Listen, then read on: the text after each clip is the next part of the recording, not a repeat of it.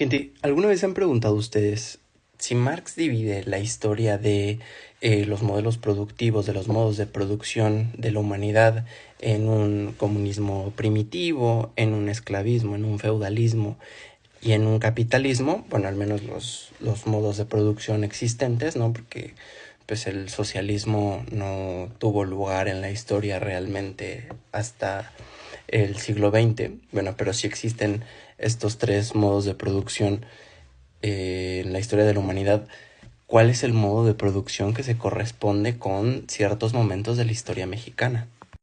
Parte de esta respuesta la ensaya Enrique Semo en su texto Historia Mexicana, y es muy interesante porque de nueva cuenta Enrique Semo nos demuestra cuáles son las posibilidades teóricas y conceptuales del materialismo histórico para analizar desde la perspectiva marxista la historia de diversas sociedades y naciones a partir de su modo de producción.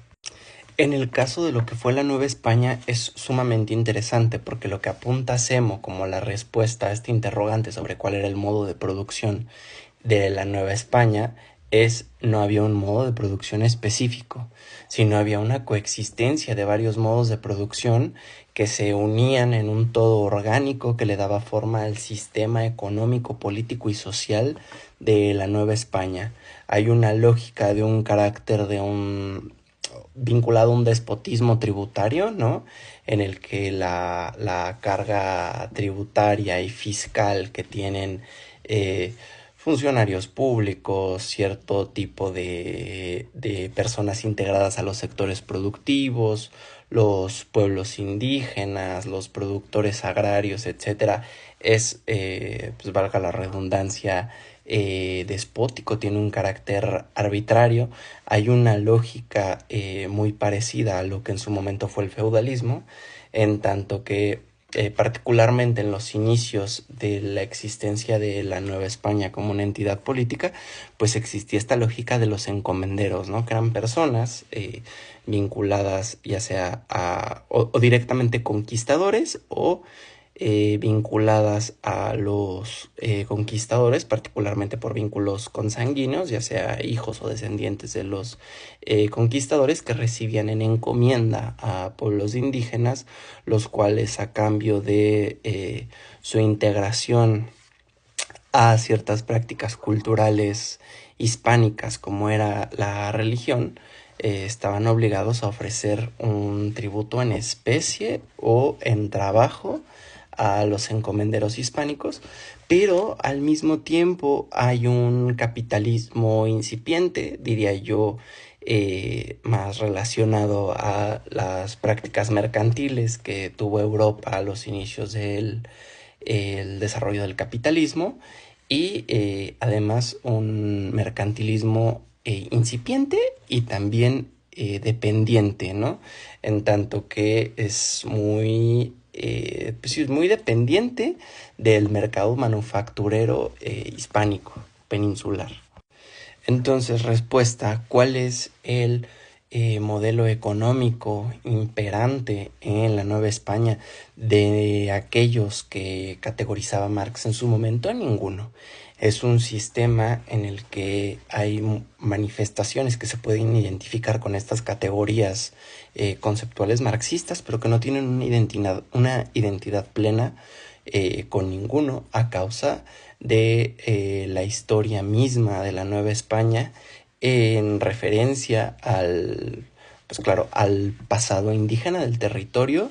pero también a las dinámicas culturales y políticas de la vinculación entre esas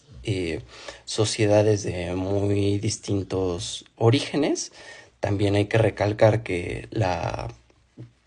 nación que hace la conquista de la Nueva España y del resto de los territorios americanos, a excepción de lo que fue después los Estados Unidos, algunos espacios franceses y lo que correspondió a Portugal, España era tal vez la nación de todo el continente europeo que menos desarrollado tenía su sistema económico capitalista,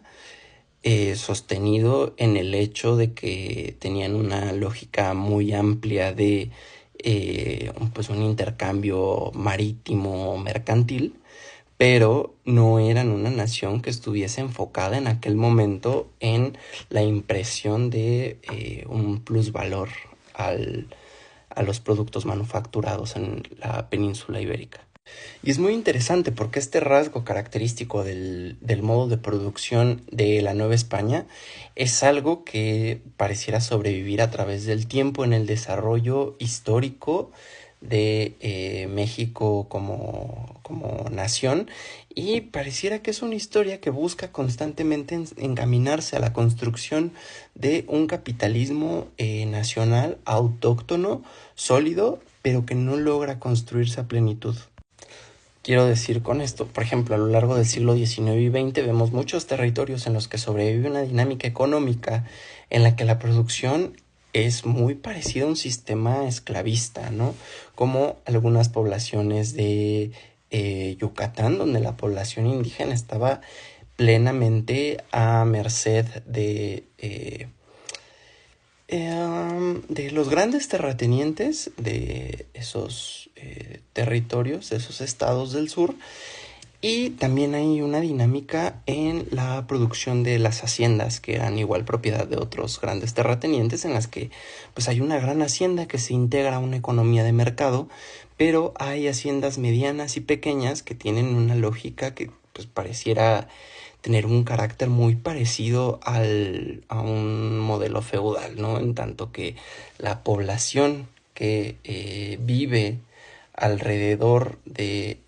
esta hacienda como un órgano productivo, pues son dependientes de este mismo espacio de producción,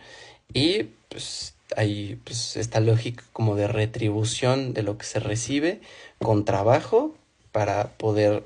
continuar formando parte de esta comunidad económica y política en la que el individuo, sin lugar a dudas, pues es muy explotado. Entonces, pues pareciera que la lógica colonial, pero también la herencia de la cultura política y económica hispánica es algo que sobrevive y no permite muy bien la formulación de un modo de producción estable, auténtico, nacional en la historia de México, al menos hasta ya muy entrado el siglo XX, ¿no? Década de los 50, 60 y 70, en los que podemos decir que México se integra al orden de los países capitalistas, claro, en una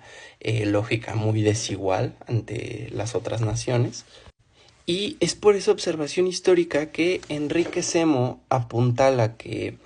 no solamente la independencia de México forma parte del ciclo de revoluciones burguesas que se dan en el siglo XIX, sino que el ciclo de revoluciones burguesas mexicano tiene demasiadas particularidades, como por ejemplo el hecho de que se extiende hasta el siglo XX. Y Semo apunta también